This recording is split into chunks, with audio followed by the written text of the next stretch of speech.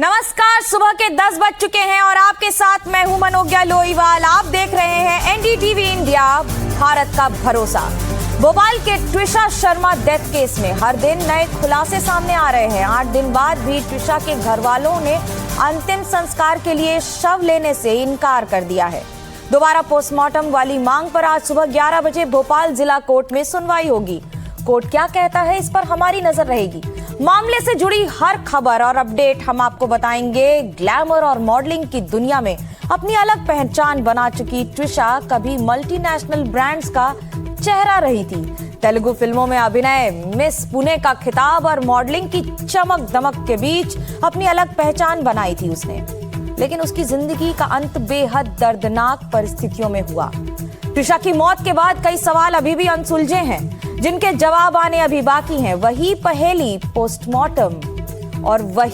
Postmortem report में कई खुलासे हुए हैं। ट्विशा शर्मा की पोस्टमार्टम रिपोर्ट आई है। ट्विशा शर्मा की पोस्टमार्टम रिपोर्ट में अब बेल्ट का फंदा बनाकर सुसाइड करने की बात सामने आई है। पोस्टमार्टम रिपोर्ट में शरीर पर चोट के निशान दिखाई दे रहे हैं। बताया गया है कि ट्विशा ने उसी बेल्ट से सुसाइड किया था। लिगेचर रिपोर्ट में भी ट्विशा की मौत को बताया गया है आत्महत्या। पुलिस की लापरवाही के चलते लिगेचर यानी कि फंदे का बेल्ट के साथ नहीं हुआ था पोस्टमार्टम। पुलिस ने 2 दिन पहले दिया था आत्महत्या में इस्तेमाल की हुई बेल्ट का सबूत, और वो बेल्ट थी। ट्विशा शर्मा की पोस्टमार्टम रिपोर्ट, फंदे से लटकने से मौत हुई है। शरीर पर कई चोट के निशान हैं। इस वक्त की सबसे बड़ी खबर कि इस वक्त ये आपको बता दें कि शरीर पर जो कई चोट के निशान हैं, इसलिए दोबारा पोस्टमार्टम की मांग की जा रही है। ट्विशा शर्मा की पोस्टमार्टम रिपोर्ट आई है। बेल्ट का इस्तेमाल हुआ था, लेकिन लिगेचर बेल्ट को बाद में पुलिस ने सौंपा, जिस पर सवाल उठाए जा रहे हैं कि क्या पुलिस ने सही प्रक्रिया को अपनाया था या नहीं, या पुलिस के जरिए ही कुछ और ज्यादा गलतियों का सामना अब करना पड़ेगा। कम से कम परिवार वालों को तो इंतजार है कि उन्हें न्याय मिलेगा। मेरे साथ मेरी सहयोगी सिकता देव जुड़ रही हैं भोपाल से। सिकता, आप लगातार हमें वो 100 कदम की रिपोर्ट भी दिखा रही हैं। ये बताइए कि इस समय अब जो ये रिपोर्ट आ रही है, पोस्टमार्टम रिपोर्ट, उसमें क्या खुलासे हो रहे हैं और अगले कुछ घंटों में क्या संभव है भोपाल में कोर्ट में? मनोज्ञा, इस वक्त मेरे पास जो प्रमुख बिंदु हैं पहली पोस्टमार्टम के, उसके कुछ पहलू मेरे साथ मैं आपसे शेयर करना चाहूँगी। जो पोस्टमार्टम में जो राय दी गई है, जो रिपोर्ट है, उसके मुताबिक मृत्यु जो है वो फांसी से हुई है। एंटीमॉर्टम हैंगिंग बाय लिगेचर से हुई है। शरीर पर कई चोटें हैं।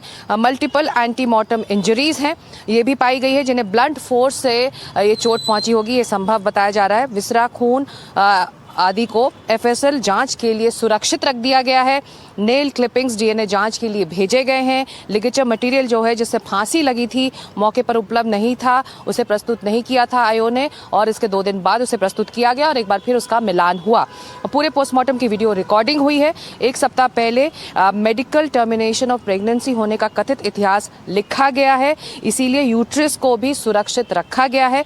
मृत्यु का जो समय, जो प्रारंभिक जाँच है, जो इनिशियल जांच है, उसके मुताबिक मृत्यु जो है 6 घंटे के अंदर हुई थी। पोस्टमार्टम करने के 6 घंटे के अंदर हुई थी। तो ये कुछ पहलू हैं जो पहले पोस्टमार्टम के जरिए बाहर आई हैं, लेकिन ट्विशा शर्मा का परिवार इससे संतुष्ट बिल्कुल नहीं है। उन्हें लगता है कि एक इन्फ्लुएंस में ये पूरी रिपोर्ट तैयार की गई है, क्योंकि रसूखदार है उसका ससुराल पक्ष, और इसीलिए वो चाहता है कि ये पूरा जो मामला है अब एम्स दिल्ली पहुंचे, और इसीलिए अब से कुछ देर में, यानी कि करीब 11 बजे डिस्ट्रिक्ट और सेशंस कोर्ट मनोज्ञा भोपाल में बैठेगी, जिसमें इस याचिका पर सुनवाई होगी कि आगे का क्या सेकंड पोस्टमार्टम के लिए कि अदालत का रुख क्या होता है और किस तरह का जुडिशियल डायरेक्शन अदालत से निकल कर आता है सेकंड पोस्टमार्टम के लिए। मनोज्ञा जी, अनुराग द्वारी मेरे सहयोगी जुड़ रहे हैं भोपाल से। अनुराग, ये बात तो सही है ना कि गलती हुई है? आईओ ने, अगर इन्वेस्टिगेशन ऑफिसर ही इस तरह की गलतियां करेगा तो इन्वेस्टिगेशन पर सवाल उठने लाजमी है। और क्या रसूख का इस्तेमाल हुआ है?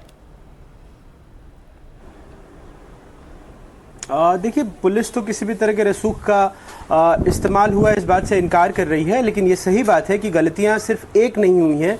पहली बात तो ये कि जिस नायलॉन के पट्टे से फांसी लगाई गई थी, उस नायलॉन के पट्टे को एम्स के पोस्टमार्टम रूम तक पहले दिन नहीं पहुंचाया गया, दूसरे दिन पहुंचाया गया। हालांकि जो पोस्टमार्टम की रिपोर्ट आ गई है उसके हिसाब से जो फोरेंसिक एक्सपर्ट्स भी हैं उनका भी यही कहना है कि ये जो मौत हुई है ट्विशा की, ये फांसी लगाने से हुई है। लेकिन कई और बातें हैं जिस पर हमको ध्यान देना होगा। एक तो एफआईआर, आप एफआईआर को देखिए जिसको माना जाता है कि वो दस्तावेज है जो अदालत की चौहद्दी में जिसको खड़ा होना है। उस एफआईआर में ट्विशा की उम्र 2 लिखी है, 2 बार 33 साल और 1 बार 31 साल। दूसरा जो सबसे अहम बात है कि ट्विशा का जो शव है 8वें दिन तक लगातार एम्स के मुर्दा घर में पड़ा हुआ है। एफआईआर में लिखा हुआ है कि जांच के बाद परिजनों के सुपुर्द कर दिया गया है। और भी कई अहम बातें हैं। एक तो सीसीटीवी आप देखिए, सीसीटीवी में जो अगर आपको वक्त दिख रहा होगा, आप देखेंगे कि 7:20 पर ट्विशा ऊपर जाते दिख रही है और 8:20 पर 3 लोग उसके शव को बीच में कहीं उसको सीपीआर देने की कोशिश की गई और उसके बाद उसके शव को 3 लोग नीचे लाते दिख रहे हैं। लेकिन एफआईआर और जो बयान आए हैं सब में कहा गया है कि 10:30 बजे के बाद यानी 10:50 के आसपास ट्विशा की मौत हुई है। जबकि हमने देखा है कि कैसे जो ट्विशा का घर था कटारा हिल्स में, वहां से 100 मीटर की दूरी पर पुलिस थाना है। तो ये जो देरी हुई है, चाहे एफआईआर लिखने में, चाहे फिर एफआईआर में जो विसंगतियां हैं, चाहे वो नायलॉन की रस्सी का, इन सब सवालों का जवाब देना पड़ेगा। हालांकि जो पोस्टमार्टम दोबारा कराना है उसको लेकर पुलिस का कहना है कि उन्हें एतराज नहीं है, गिरिबाला सिंह का कहना है कि उन्हें भी एतराज नहीं है। ऐतराज नहीं है, लेकिन फिर भी कुछ सवाल हैं जिनके जवाब अभी मिलने बाकी हैं, वो जवाब हमें भी खोजने होंगे। ट्विशा की ससुराल में हुई संदिग्ध मौत को लेकर कई सवाल खड़े हो रहे हैं। ऐसे में एनडीटीवी उस घर पर पहुंचा जहां ट्विशा की मौत हुई थी। देखिए हमारी सहयोगी सिकता देव की ट्विशा के ससुराल से ये रिपोर्ट। गिरिबाला सिंह जज, Samarth Singh advocate, squadron leader Siddharth Singh Indian air force. इन 3 नामों से और इन 3 डेजिग्नेशन से ये मालूम होता है कि ये परिवार कितना पावरफुल है, कितना रसूख रखता है, जिसका जिक्र ट्विशा शर्मा के परिवार वाले, उनके माता पिता लगातार कर रहे हैं। HIG 311 यही वो घर है जहां पर ट्विशा की 12 मई की रात को मौत हुई है।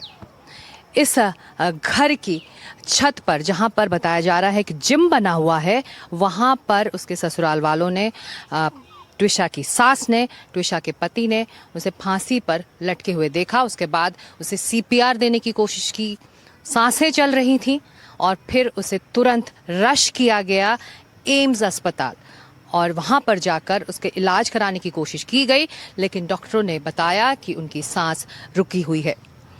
तो इस घर को आप देख लीजिए, यही वो घर है जहां पर ये पूरी घटना हुई है। उस त्रासदी को बयां करने वाला ये घर है जिसमें अब इंसाफ की गुहार उसके परिवार वाले लगा रहे हैं। भोपाल एम्स में ट्विशा की पोस्टमार्टम की रिपोर्ट आ चुकी है, लेकिन उसके माता पिता, ट्विशा के भाई इससे संतुष्ट नहीं हैं। वो लगातार ये गुहार कर रहे हैं कि एक दूसरा पोस्टमार्टम हो, वो भी भोपाल में नहीं, एम्स दिल्ली में, और सुप्रीम कोर्ट की निगरानी में पूरी तफ्तीश चले ताकि उनके मन में जो संदेह है, जो शक है ट्विशा शर्मा की मौत को लेकर, उस पर विराम लग सके। हम भी यही चाहते हैं कि कम से कम सच सामने आए कि ट्विशा की मौत का जिम्मेदार आखिरकार कौन है। आत्महत्या तक क्यों पहुंची ट्विशा? ट्विशा की पोस्टमार्टम रिपोर्ट पर इस वक्त की बड़ी खबर आ रही है। दोबारा पोस्टमार्टम 11 बजे सुनवाई होगी। ट्विशा के घर वालों की याचिका पर सुनवाई हो रही है। ट्विशा केस में दोबारा पोस्टमार्टम के लिए ट्विशा का परिवार भोपाल की अदालत में याचिका दायर कर रहा है। याचिका दायर की गई थी और अब परिवार लगातार दोबारा पोस्टमार्टम की मांग कर रहा था, ये कहकर कि जो हुआ है उस पर और ज्यादा जानकारी, कम से कम कौन है उसके पीछे। अनुराग द्वारी मेरे साथ हैं। अनुराग, आप तो मध्य प्रदेश भोपाल की नस नस को जानते हैं।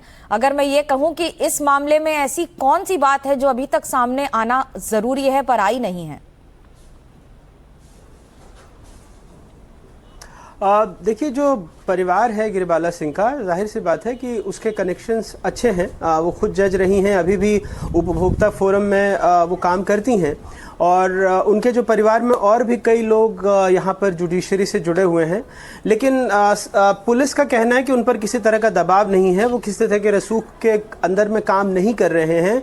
जो सबूत उनको मिले हैं, जो फोरेंसिक एक्सपर्ट्स ने जांच की है, जो एम्स की पोस्टमार्टम रिपोर्ट आई है, उसके आधार पर ही वो तफ्तीश कर रहे हैं। लेकिन पुलिस 2-3 बातों के जवाब नहीं दे रही है। पहली बात तो ये कि 2 दिन लगे एफआईआर दर्ज करने में। चलिए, उसमें पुलिस का आधार है कि पहले पोस्टमार्टम होगी, उसके बाद ही वो जांच कर सकते थे।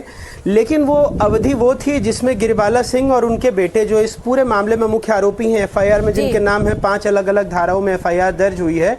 हालांकि उसमें आत्महत्या के लिए उकसाने की धारा नहीं है, दहेज से जुड़ी हुई धाराएं हैं। तो उसके तहत जो मामला दर्ज हुआ, तो उसमें मौका मिला गिरिबाला सिंह को कि वो जाकर पहले अपनी एंटीसिपेटरी बेल ले ले। बेटा, सोमवार को उसके बेल की सुनवाई हुई है, लेकिन एफआईआर दर्ज होने के 3 दिनों तक पुलिस ने उसको गिरफ्तार करने की कोशिश नहीं की, क्योंकि सोमवार को उसकी एंटीसिपेटरी बेल को नामंजूर कर दिया गया था। बहुत बड़ी बात अब सोमवार को ही पुलिस मूव करती है कि 10,000 रुपए का उस पर इनाम घोषित करती है। उसके पासपोर्ट को लेकर के संबंधित अधिकारियों को खत लिखा जाता है कि उसको निलंबित किया जाए। तो ये तमाम बातें एफआईआर लिखने के 3 दिन बाद हुई हैं। और इसी के आप उसमें देखेंगे कि जो समर्थ सिंह है, जो इस मामले में मुख्य आरोपी है, जिससे पूछताछ से सच की तह तक पहुंचा जा सकता है, वो गायब है। जी सिकता, आपने भी वो 100 कदम दिखाए, वो 100 मीटर, वो 100 कदम, लेकिन उसके साथ वो 100 सवाल भी उठ रहे हैं ना कि जब इतनी पास थी पुलिस, तो फिर इतनी देर क्यों हो गई प्रशासन को पहुंचने में? लगातार ये सवाल उठ रहा है, और ये भी कहा जा रहा है क्योंकि ट्विशा शर्मा का पति खुद क्रिमिनल लॉयर है, वो पुलिस से 2 कदम आगे रहना जानता है, इसीलिए एब्सकॉन्डिंग है, फरार है, अपने आप को छिपा कर रखा हुआ है, क्योंकि डाउरी की धारा लगी है, दहेज की धारा लगी है, जो बहुत कड़ी मानी जाती है। हालांकि एक आधार पर जो अभियुक्त बनी है उसकी सास, उनको तो एंटीसिपेटरी बेल दे दी गई है। हालांकि आम मामलों में इस तरह की बेल नहीं दी जाती, लेकिन ये भी सवाल है। लेकिन उन्होंने न्यायालय से ये एंटीसिपेटरी बेल ली है, तो ये जज के विवेक में रहा कि उनकी उम्र को देखकर, उनके बैकग्राउंड को देखकर शायद ये बेल दिया गया हो। तो ऐसे में जब वो 10 कदम पुलिस से आगे इस वक्त चल रहा है, तो एक अंदाजा ये लग रहा है कि वो पुलिस चौकी का रुख उस परिवार ने नहीं किया। ये बताने की कोशिश की कि सांसें चल रही थी, इसीलिए हम तुरंत एम्स लेकर गए ताकि उसे बचाया जा सके, ये कोशिश रही। ये परिवार का एलिगेशन है कि ये एक तरह से भूमिका बांधी गई ताकि सीधे तौर पर उन पर कोई आरोप ना लगे, और इसीलिए उन्होंने लगातार ये दलील दी है ससुराल पक्ष ने कि हम चौकी नहीं गए, हम अस्पताल गए। लेकिन हकीकत यही है जो कि आप बता रही हैं, जो मेरी रिपोर्ट थी, 100 कदम भी नहीं था। आप किसी को भी भेजते, अगर आप बिजी थे, आप उसको फंदे से उतार रहे थे, किसी घर के किसी हेल्प को बोल देते जाके वहां से रिपोर्ट कर dीजिए मदद के लिए, देखिए चौकी में कौन बैठा है, तो ये हो सकता था, ये संभव था, लेकिन ऐसा नहीं किया गया। मनोज्ञा जी, 100 कदम और 100 घंटे बराबर लग रहे हैं, ऐसा लग रहा है। लेकिन ट्विशा के माता पिता और ससुराल पक्ष पर बड़े आरोप लग रहे हैं। वहीं ससुराल पक्ष की अपनी दलील है। इस बीच ट्विशा की पोस्टमार्टम डिटेल सामने आई है। हमने पड़ताल की तो पाया कि पुलिस चौकी घर से मात्र 100 कदम दूर थी, जो सिकता भी बता रही थी। सही समय पर पुलिस क्यों नहीं पहुंची? कई तरह के सवाल खड़े हो रहे हैं। इन सारे सवालों के जवाब आना बहुत जरूरी है।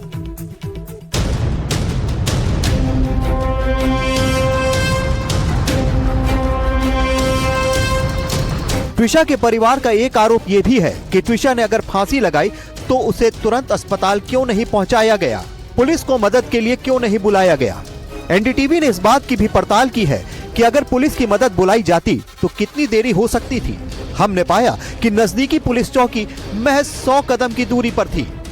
ट्विशा का जो परिवार है, माता पिता हैं, भाई हैं, वो लगातार ये कह रहे हैं कि जो कटारा हिल्स की पुलिस चौकी है वो इस घर से कुछ ही कदम दूर है। मैं बताऊं आपको कि 100 कदम भी नहीं लगेंगे आपको इस पुलिस चौकी तक पहुंचने के लिए। मेरे पीछे यहाँ पर अगर कमलकांत आप पीछे मुड़कर दिखाएं तो ये ट्विशा का घर है, और हम आगे बढ़ रहे हैं पुलिस चौकी की तरफ। तो यानी कि कोई दौड़ कर भी आता, 5 मिनट नहीं लगते पुलिस तक मदद मांगने के लिए। और जब पति ने, सास ने देखा कि ट्विशा लटकी हुई है फांसी में, अपनी जान देने की वो कोशिश कर रही है, तो मदद के लिए तुरंत उन्होंने क्यों नहीं यहाँ पर किसी को भेजा और क्यों नहीं किसी पुलिस वाले को बुलाया कि देखिए हमारे घर में ये बड़ा हादसा, ये बड़ी ट्रेजेडी हो गई है और आप इसके बारे में कुछ करिए। तो ये तमाम सवाल उठ रहे हैं। देखिए ये रियलिटी चेक है। कितने कदम लगे मुझे? करीब 100 कदम, और मैं इस पुलिस चौकी में हूँ। ट्विशा के परिवार वाले शव का दूसरी बार पोस्टमार्टम कराने की मांग कर रहे हैं। इस बीच जो पोस्टमार्टम हो चुका है उसकी डिटेल एनडीटीवी के पास आई है। ट्विशा के शरीर पर चोट के निशान हैं। चेहरे के दाहिने हिस्से पर 12 बाई 9 सेंटीमीटर आकार की सूजन दिखी है। बाई कोहनी के जोड़ पर लगभग 9 बाई 6 सेंटीमीटर आकार की चोट और नील पाई गई है। बाएं बाजू पर लगभग 8 बाई 5 सेंटीमीटर आकार की चोट पाई गई है। दाहिनी जांघ पर करीब 38 सेंटीमीटर बाई 14 सेंटीमीटर आकार का नीला दबाव पाया गया है। बाएं घुटने के जोड़ पर लगभग 4 बाई 1.5 सेंटीमीटर आकार का हड्डी तक गहरा घाव दिख रहा है। कमर पेट के निचले हिस्से में लगभग 1.5 सेंटीमीटर आकार का घाव पाया गया है। दाहिने हाथ के चारों ओर गोलाकार चोट के निशान पाए गए हैं। बाएं कान से खून बहने के निशान मिले हैं। सीने और पेट के बाईं ओर गहरे दबाव और घर्षण के निशान पाए गए हैं। दाहिने इलियक क्रेस्ट यानी कूल्हे की हड्डी के ऊपरी हिस्से के पास करीब 25 बाई 22 सेंटीमीटर आकार का गोलाकार नील पाया गया है। इन डिटेल से यह साफ है कि ट्विशा के शरीर पर चोट के कई निशान थे। आखिर इतनी चोटें उसे लगी कैसे? ये तो सिर्फ बाहरी चोटों की डिटेल है। ट्विशा को कई अंदरूनी चोट लगी, ये जानकारी भी सामने आई है। शव के इंटरनल एग्जामिनेशन में पता चला है कि मस्तिष्क के मध्य और बाईं ओर हिमाटोमा यानी रक्त का थक्का पाया गया। ट्विशा की तिल्ली यानी स्प्लीन फटी हुई पाई गई। बाईं किडनी पीली अवस्था में पाई गई। हार्ट चैम्बर खाली पाए गए। शरीर के अलग अलग हिस्सों में रक्तस्राव यानी ब्लीडिंग पाई गई। 3 डॉक्टर्स की टीम ने ट्विशा का पोस्टमार्टम किया था। शरीर पर कई गंभीर बाहरी और आंतरिक चोटें पाई गई हैं। दिमाग में हेमाटोमा और तिल्ली फटना गंभीर ट्रॉमा की ओर संकेत करता है। ट्विशा का विसरा सुरक्षित कर जांच के लिए भेजा गया है। ट्विशा की मौत को 1 हफ्ते से ज्यादा हो गया है। उसका शव भोपाल एम्स की मोर्चुरी में ही रखा गया है।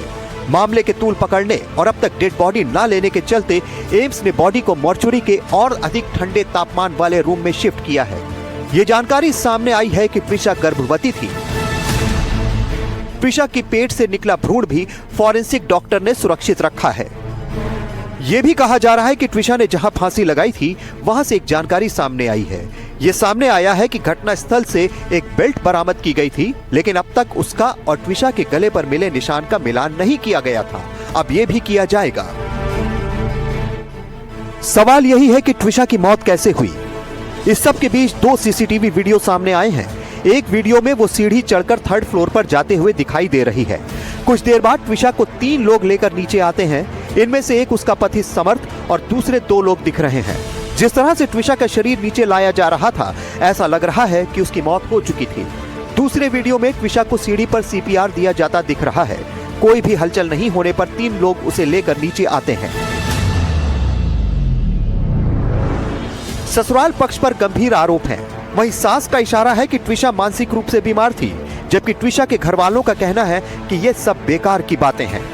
खुद उसके बिहेवियर का कंट्रोवर्सी है। एक पल में खुश, एक पल में नाराज। इसकी दवाई पॉसिबल है उस शाम को उसने ना ली हो। दवाई का विड्रॉल के भी बहुत सारे इफेक्ट्स होते हैं। बेशर्मी की इंतहा है ये कि एक क्रिमिनल को आपने खुला छोड़ा हुआ है। पुलिस ने माना है, कल दलील में साफ साफ लिखा है कि ये बहुत इन्फ्लुएंसिव लोग हैं, ये साथियों से छेड़छाड़ कर सकते हैं।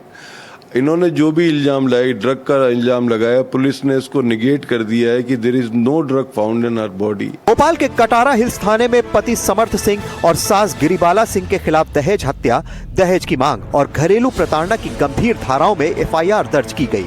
जांच के लिए 6 सदस्यों वाली एक एसआईटी का गठन कर दिया गया है। पति समर्थ वकील है जो फरार है, उस पर 10,000 का इनाम घोषित है।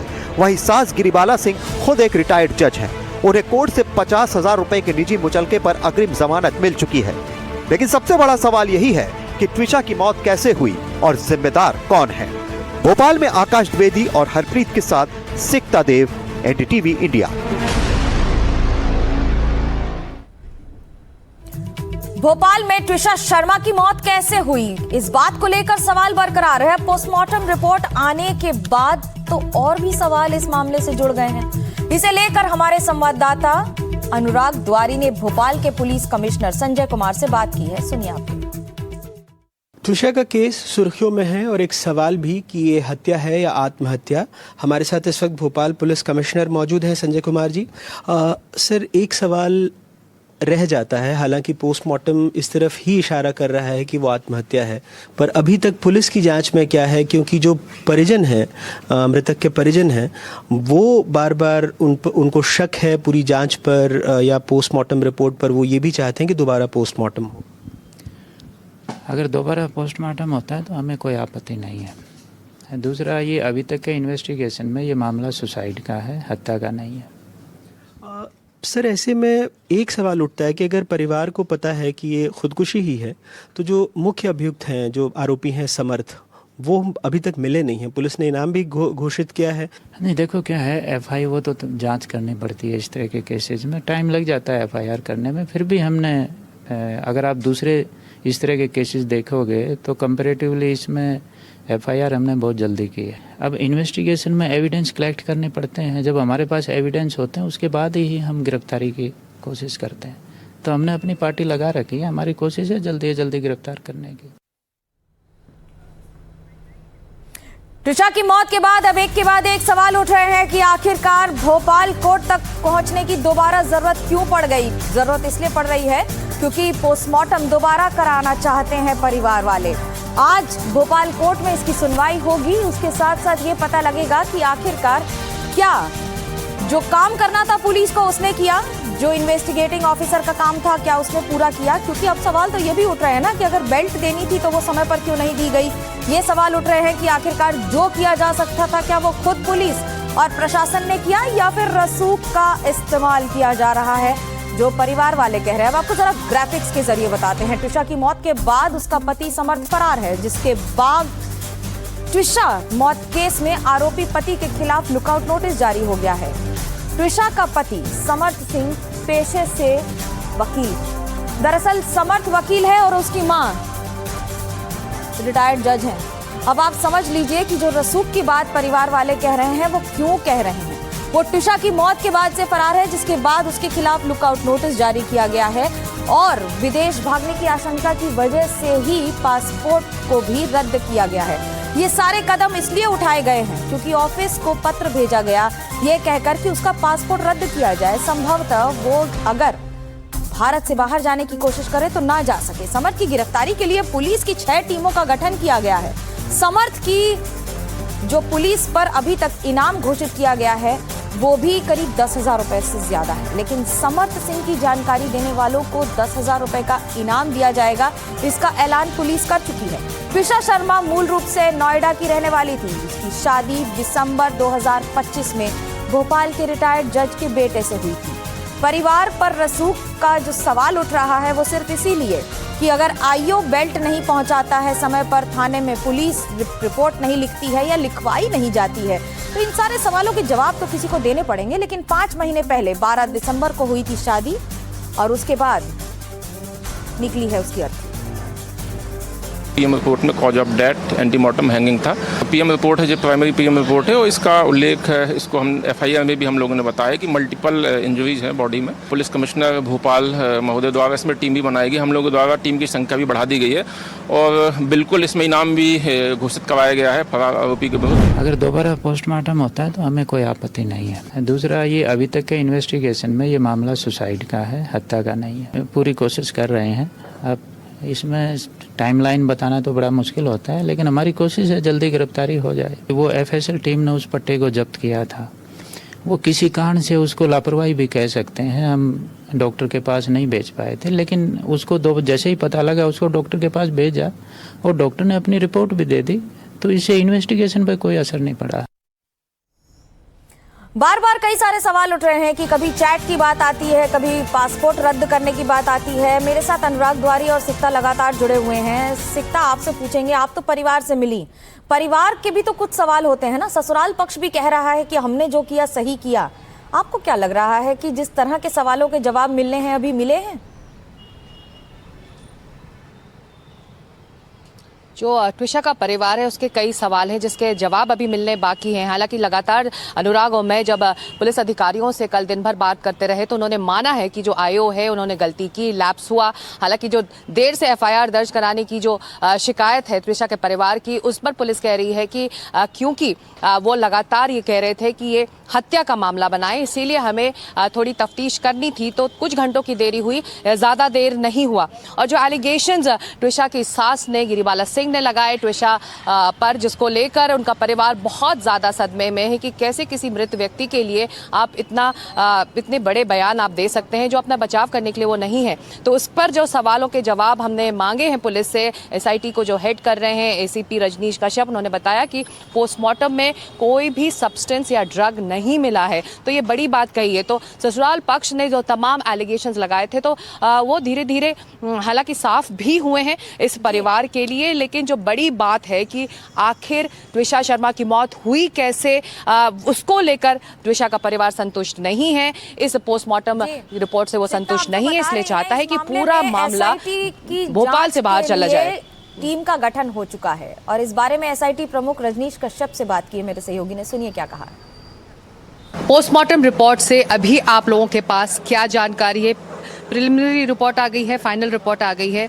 ट्विशा शर्मा की मौत कैसे हुई, उस बेल्ट से हुई है, वो अपने आप को उसने हैंग किया है, क्या जानकारी आप हमारे दर्शकों को दे सकते हैं? जो थाना कटावा हिल के अंतर्गत जो अपराध पंजीबद्ध किया गया है, इसमें मर्ग इंक्वेस्ट फाइल हुई थी। मर्ग इंक्वेस्ट के बाद जांच पर से इस पर अपराध पंजीबद्ध किया गया था और अपराध परिजनों के कथन पीएम रिपोर्ट के बेसिस पे पंजीबद्ध किया गया था। पीएम रिपोर्ट में cause of death antemortem hanging था और यही इसी कॉज ऑफ डेथ और सर्कमस्टेंसेस जो चूँकि पीड़िता नवविवाहिता थी और शादी के 5.5 महीने के अंदर ही असामान्य परिस्थितियों में उसकी डेथ हो गई थी, तो इन्हीं सभी सर्कमस्टेंसेस को देखते हुए तथा दहेज की मांग को देखते हुए केस पंजीबद्ध किया गया था। कश्यप, सवाल ये उठ रहा है कि वो बेल्ट क्यों पोस्टमार्टम के दौरान या उस वक्त नहीं दिया गया जब पूरी जांच चल रही थी? आपके जो इन्वेस्टिगेटिंग ऑफिसर है उन्होंने पोस्टमार्टम होने के बाद उस बेल्ट को सौंपा है, तो ये लैप्स है, बहुत बड़ा लैप्स है पुलिस का। जो लाइगेचर मटेरियल है जिम्नास्टिक बेल्ट, तो जिम्नास्टिक बेल्ट को जो तत्कालीन आयु थे उनके द्वारा एफएसएल टीम का इंस्पेक्शन हुआ था। इंस्पेक्शन के बाद एफएसएल टीम द्वारा उस बेल्ट का भी इंस्पेक्शन किया गया, तो करने के बाद आयु को हैंडओवर कर दिया गया था। अब आयु ने नेक्स्ट डे उसको सबमिट किया है। मानते हैं लैप्स हुआ? इस संबंध में चूंकि कई बार मिलान उसी वक्त होना चाहिए था ना, मैच होना चाहिए था मार्क्स से और उस बेल्ट से। उसमें उसकी रिपोर्ट भी आ गई लाइगेचर की और वो कई बार कानून व्यवस्था की स्थिति भी पैदा हो जाती है और कई बार तो इस संबंध में जो तत्कालीन आयोग है तो उनको उनके संबंध में उनका वो भूमिका भी देखी जा रही कि क्या था कारण कि वो उस समय तत्समय नहीं दे पाए और बाकी बाद में उनको द्वारा दिया। तो भोपाल से ट्विशा केस पर लगातार हमारी नजर बनी रहेगी। मेरे साथ मेरे सहयोगी सिकता देव और अनुराग, आप दोनों का बहुत बहुत धन्यवाद।